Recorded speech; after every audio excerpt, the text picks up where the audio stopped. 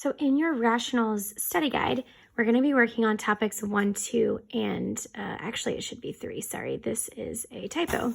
But if you look at the very first page of your study guide, so we've got simplifying here and then complex fractions. We're going to start with number 2. So I've picked one question from each category. We're going to start with number 2 just because it's a little tricky. Okay, so the first thing I see is I've got one fraction. So a couple of big things we talked about is how you need to be careful that you cannot do a squared in a or 4 and 24 because this is a binomial over a binomial. If you have no idea what I'm talking about, please shoot me an email because we've talked about that a lot in class. So one thing that I noticed right out of the gate is like, I hopefully am going to be able to cancel something out, right? That's the whole point of simplifying. But the issue is that a is in the front here and the a is in the back. So this denominator is in an inverted order, and that's going to be a problem. So the first thing I'm going to do is I'm just going to switch the order of these two here. So I'm going to get a different color so you guys can see that. Okay, so I'm going to actually switch the order. It's just going to help me out when I go to simplify. So 4a squared minus 36 is cool. That order is correct. All over negative 8a plus 24.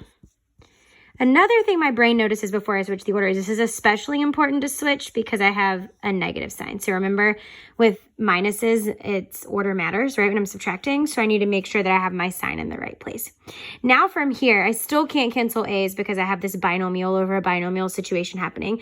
So I'm going to go ahead and break this down. So like, please do make sure you're not doing 4 divided by negative 8. Just a quick refresher there. So I'm going to go ahead and factor this down. So 4a and 36. You're going to be tempted because these are both perfect squares, but remember, always take out your GCF first. So I can actually take out a 4 here.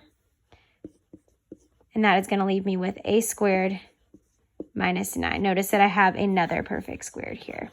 And then it's going to give me negative 8a and 24. I can take out a negative 8 here. Sorry, guys, I'm going to readjust. So I can actually take out a negative 8 on the bottom. And I'm left with a minus 3. All right, great. Still want to try to break this down. I want to try to make it linear. So I should notice that these are perfect squares. So I can break this down one more time. So it's going to give me 4a plus 3, a minus 3, all over negative 8, a minus 3. All right, now, is there anything I can cancel? I've got multiplications. I've split these binomials up into factors, which means multiplication. So I can definitely cancel out with division. Now I can simplify this over here to give me 4 divided by 4 is 1. Negative 8 divided by 4 is negative 2.